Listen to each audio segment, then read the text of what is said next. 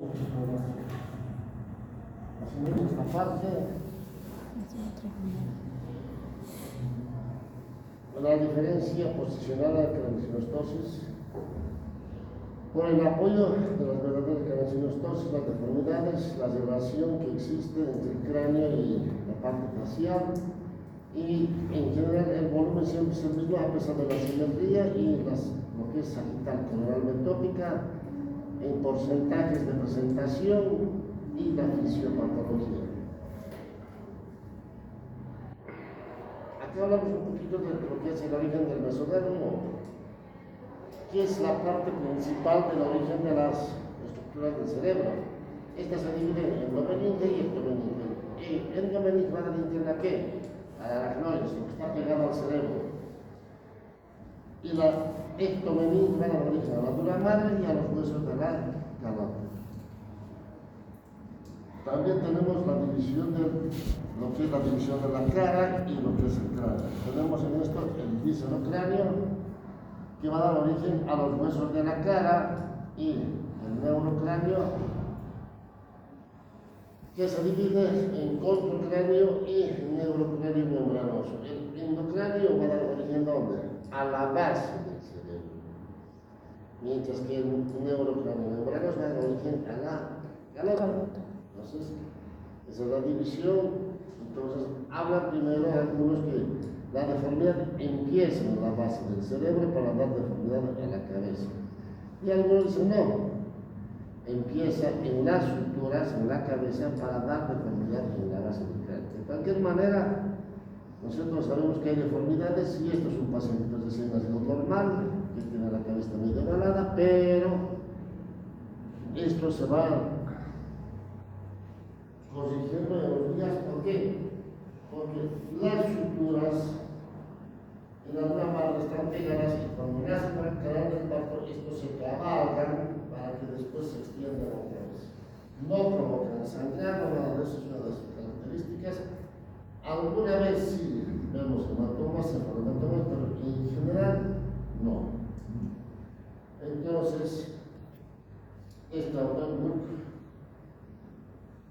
encontró que en las suturas había las microespículas temporarias, y en la medida que iba creciendo el cerebro se iba rompiendo, desplegando hasta llegar al tamaño normal. Pero si estos no se rompieron o no había que el crecimiento del cerebro, inmediatamente se funcionaba mucho más y provocaba lo que se llama el cierre prematuro de las suturas o la craniosynostosis.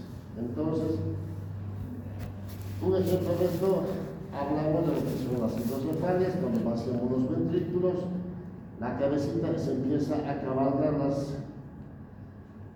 los huesitos de la cabeza, y como no hay fuerza que empuje y despegue, entonces se va sellando ahí, provocando la craniosynostosis. Y hablamos de esto, el peso. El peso al nacer, fíjense, son 350 gramos el cerebro, es muy poquito. Pero a los 2 meses aumenta un 50%, a los 6 meses 100%, a los 10 meses 200%, y el crecimiento casi total del cerebro que tenemos es hasta los 2 años. ¿Eso qué significa? Que el cerebro que tiene cada uno de ustedes fue creciendo hasta los 2 años, y después de ahí va creciendo muy lentamente algo más. Y el peso del adulto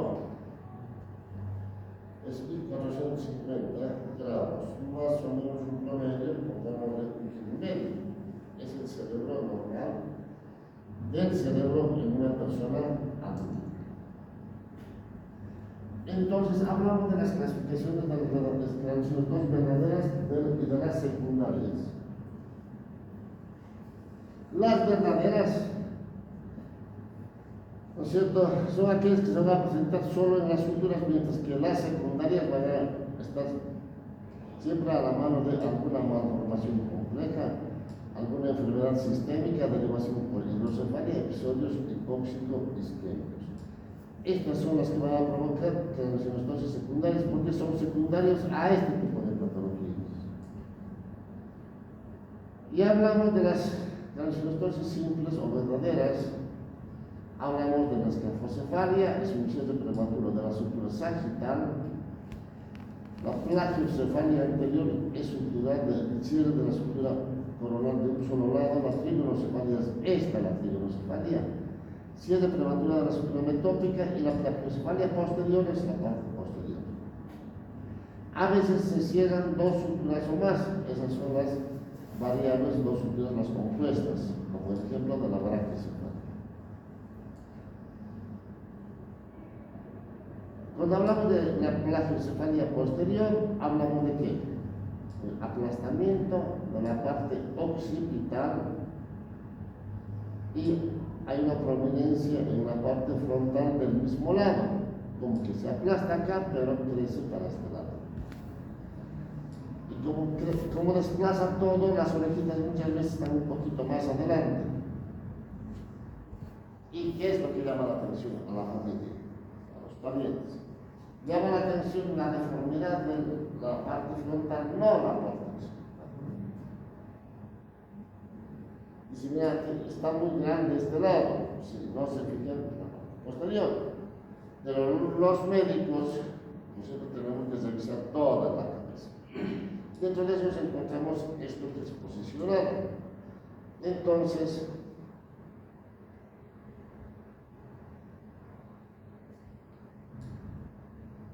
vemos esto y tenemos este problema. A veces suele pasar un cierre prematuro de la sutura laboidea. Y cuando pasa esto, entonces hay unas situaciones dificultosas acá por hipertensión, porque no crece, intenta empujar y marca en la parte de la canota, la cara interna.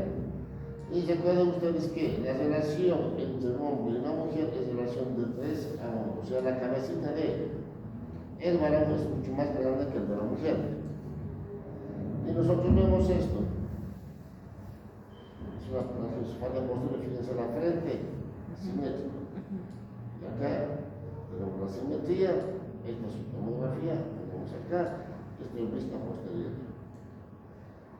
Entonces tenemos que saber diferenciar en el examen cuando nosotros hablamos de una plagiocefalia verdadera. Vamos a ver esto, pero la parte anterior va a estar normal, mientras que en la posicional se aplasta la parte posterior y empuja la parte frontal de los ojos, que es asimétrica. Por eso es importante saber diferenciar este tipo de cosas en los pacientes para decir que esto que debemos hacer. Cuando vemos que un paciente tiene una plagiocefalia posicional, no es necesario operar, es usar estos casquitos. Se usan los casquitos ¿para qué? Para evitar que siga creciendo a un lado donde está creciendo y dejar libre la parte posterior donde está deforme. Entonces, en la mente va creciendo, se va corrigiendo. Creciendo normal, empuja, y empuja donde está más libre. Entonces empuja la parte posterior y vemos este paciente que tiene una simetría craneana y vemos después. Fíjense cómo corrige. Sin necesidad de cirugía, solamente usando el casco. Pero para eso tenemos que estar seguros de que es una transistosis posicional. Las suturas tienen que estar libres y abiertas, no tienen que estar cerradas. La escafocefalia es una de las patologías conocidas del precoz de la sutura sagital.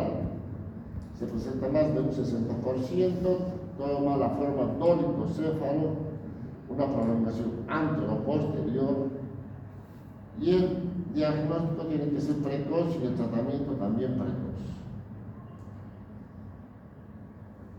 Si nosotros vemos a este paciente operado, fíjense, la sutura está libre acá, aquí está libre, pero esta no. Entonces, lateralmente no crece el cerebro, pero sí crece antero-posterior, las suturas están libres. Entonces, cuando pasa este tipo de cosas, ¿no es cierto?, Se tiene que realizar la sutura cuando antes de los 6 meses es lo ideal. Mejor si es a los 3 meses y no más del año. No tiene que pasar. Porque después de eso se puede hacer la cirugía, pero los resultados no son óptimos. Nosotros vemos a este paciente, fíjense, está alargada la cabecita, esta si es de prematura de la sutura, abrimos, vemos esto, y hay varias formas de operar. Algunos cuando los meses son mucho más, a veces es necesario abrir y dejar libre todas las suturas para que crezca lateralmente. Entonces,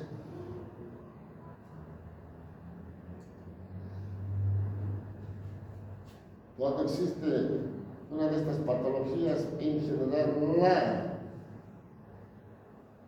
conducta o técnica quirúrgica va a depender mucho del cirujano, de su experiencia y de la edad del paciente. No es que, digamos, hacer un paciente una cirugía de 3 meses lo mismo que un año, es totalmente diferente. En el de 3 meses simplemente se hace una cosa lineal y nada más, y después se expande.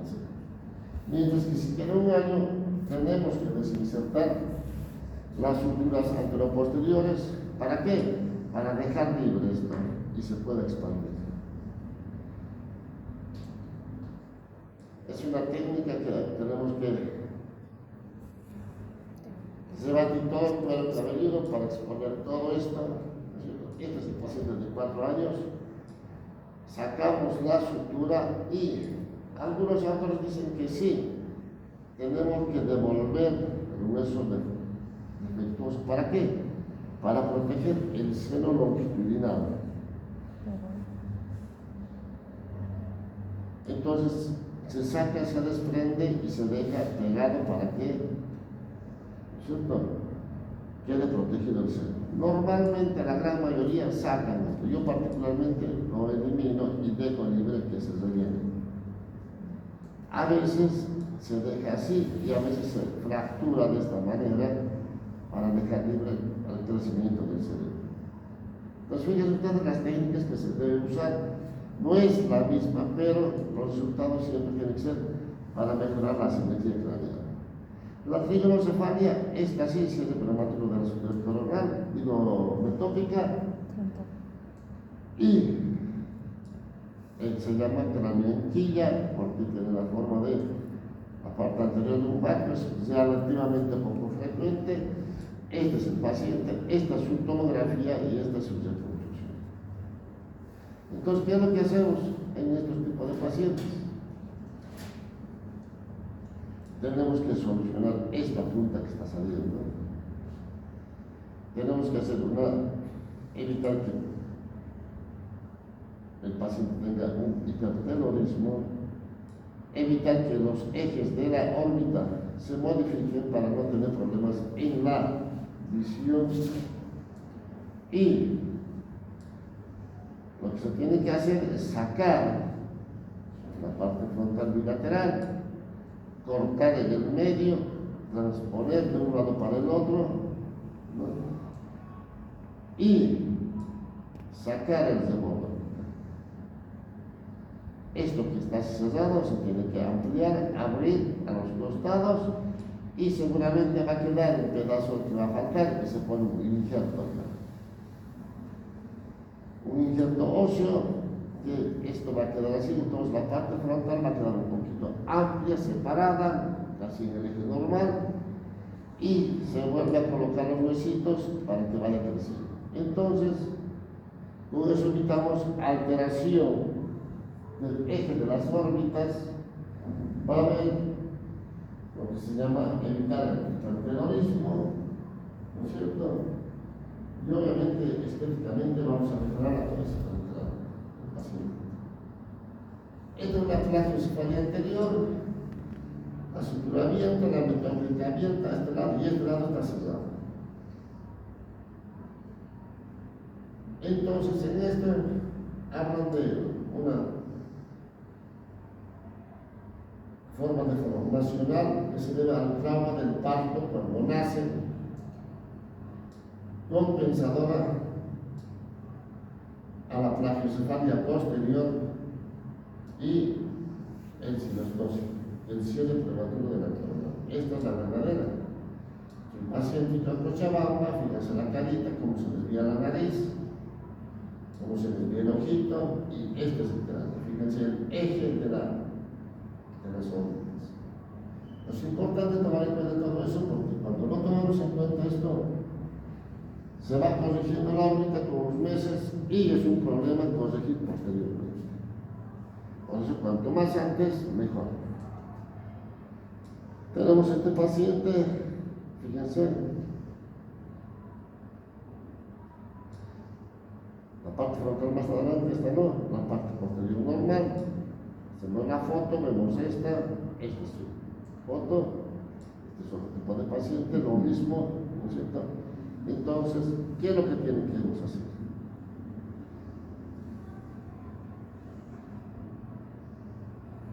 Lo que tenemos que hacer es lo mismo que el anterior.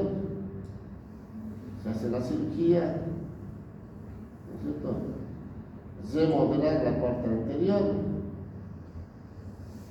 No tengo más fotos de esta, es una cirugía de acá.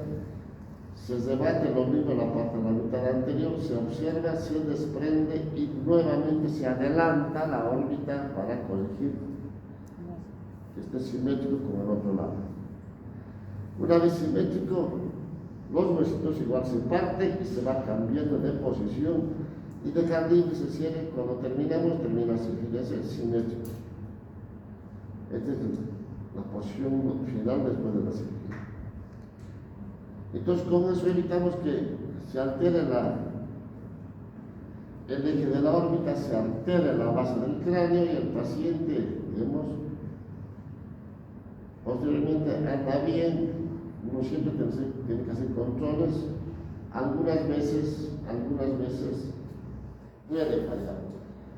Existe desviación del tabique, algunos dicen que hay que corregir la desviación.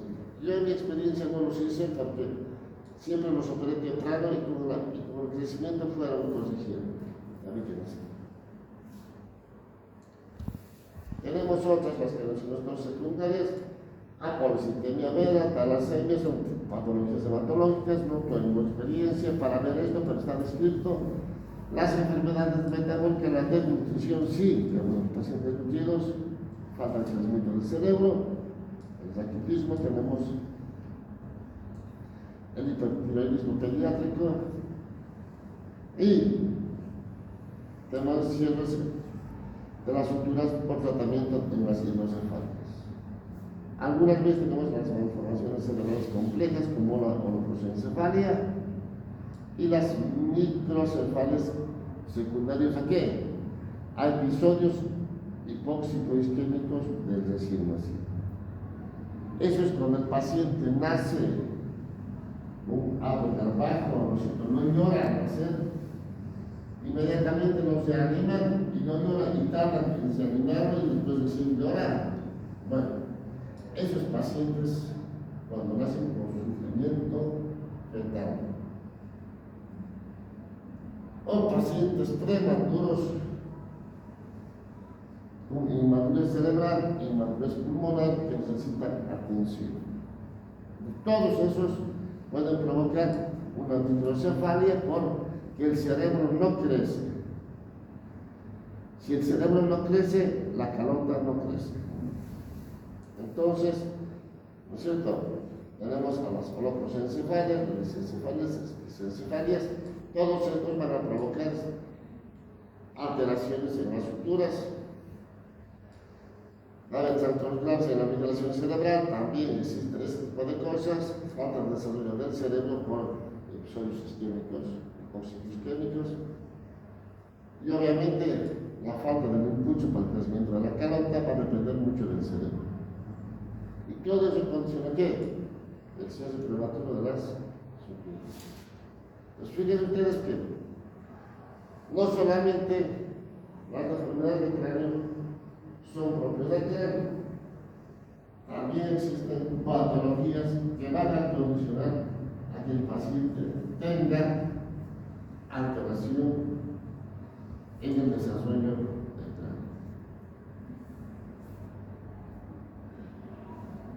Cuando hablamos de hidrocefalia ya decimos que cuando sacamos el líquido cefalorraquídeo, las estructuras se trabajan. ¿Qué es lo que pasa? No expande, el cerebro no crece para que vuelva los huesitos a su lugar, porque tenemos el líquido que sigue saliendo y el cerebro va creciendo lentamente. Entonces, cuando pasa eso, los huesos de la calota se empiezan a fusionar. Entonces, el paciente con el tiempo va a tener disfunción valvular. ¿Por qué? Bueno, en realidad no disfunción, sino síntomas de hipertensión.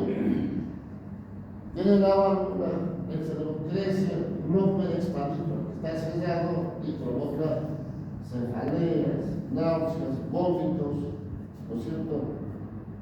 Y cuando vemos un estudio de tomografía, vamos a ver que los ventrículos están colapsados y está cerrada la zona. Algunos dicen que no hay que hacer nada tratamiento médico, algunos sí, hay que operarlos. Yo en mi experiencia una sola vez operé. Saqué la parte sagital y mejoró los síntomas. Pero eso se va a cerrar otra vez. Seguramente más adelante va a tener el mismo problema. Las asimetrías también pueden ser por tumores intracraneales. En general, los tumores son cerebrales de la garganta que van a empujar la calota y van a provocar asimetrías craneales.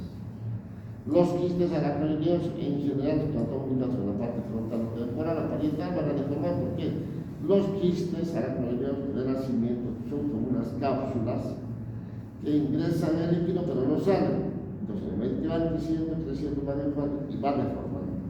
Lo que hay que hacer es abrir, romper todas esas membranas para que circule el líquido y evitar las asimetrías.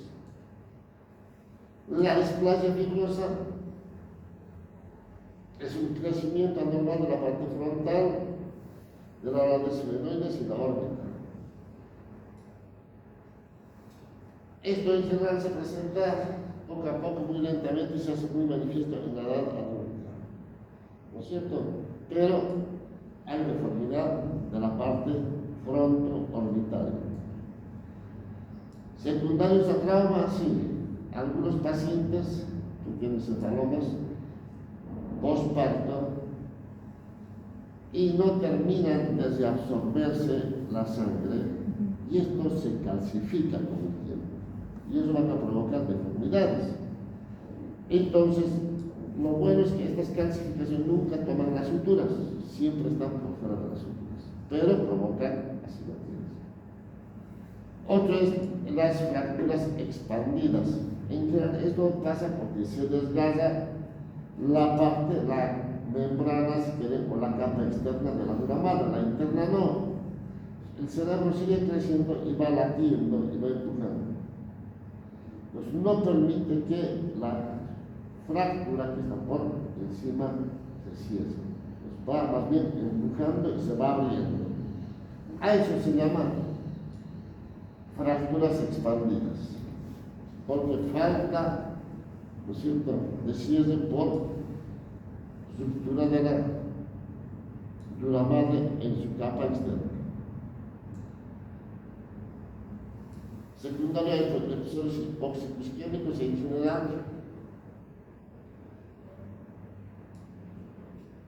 hablamos de los pacientes que tienen sufrimiento fetal y entiendan esto que entre la 24 y la 32 el cerebro se forma y maneja un sistema circular centrípeto o centrífugo, la parte central hacia afuera, ¿no?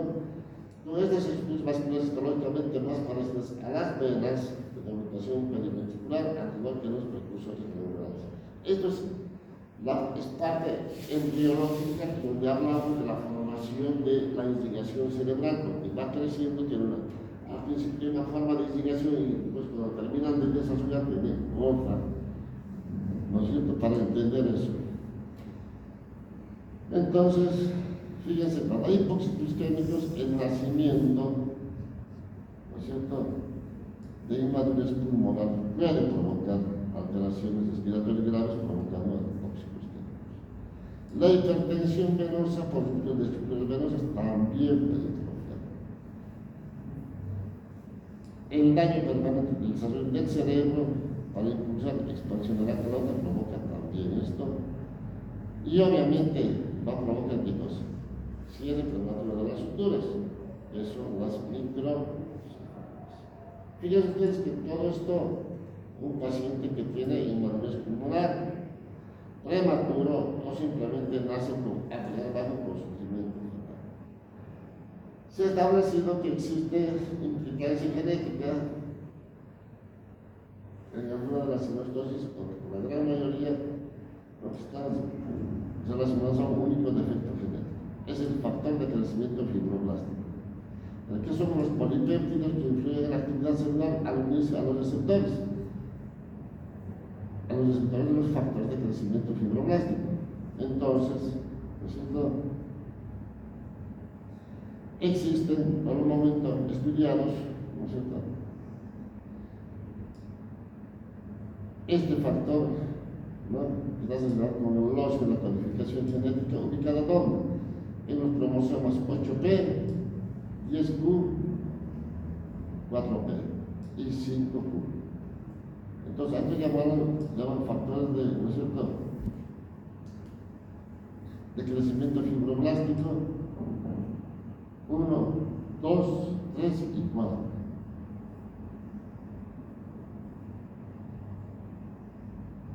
Entonces, hablan de los síndromes craneofaciales, lo que previamente se había clasificado de acuerdo a su hallazgo clínico, ahora se han clasificado según su alteración molecular. Entonces, ahora ya se habla de la parte genética que está demostrado y, fíjense ustedes, el síndrome de Pfeiffer, ¿no es cierto?, surge de la mutación secundante de qué? El PRO 252 AGR del factor de crecimiento fibroblástico tipo 1 y otras mutaciones diferentes que afectan también al factor 2. El síndrome de Crusoe son malformaciones complejas, está causada por la mutación del gen tipo 2. Pero estos, sin embargo, están acompañados de acantosis nigricans, implican una mutación de otro factor, el ALA391 GLU del factor de crecimiento 3.7. Entonces, fíjense ustedes que ahora todo esto, antes se hablaba de factores, digamos, multifactoriales, vamos a la causa, ahora está demostrado que sí existe un patrón genético en este tipo de pacientes. Entonces, cuando nosotros vemos un paciente con una anomalía craneana,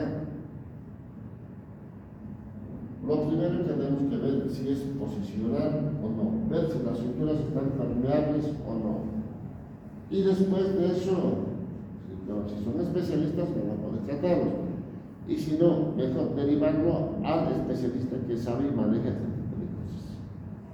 Porque es muy complejo manejar, porque el médico, ¿no es cierto?, tiene la suficiente experiencia para resolver, porque la familia, los papás confían en el médico y saben que lo que van a hacer va a quedar de ahí para adelante el resto de su vida. Si el médico se equivoca, quedará con un defecto de por vida. ¿No es cierto? Porque es un pacientito de meses de edad, no es un chico ya que está creciendo, son meses de edad. Entonces, por eso es importante entender este tipo de cosas. ¿Alguna pregunta, jóvenes? ¿Quedó claro? Bueno, gracias.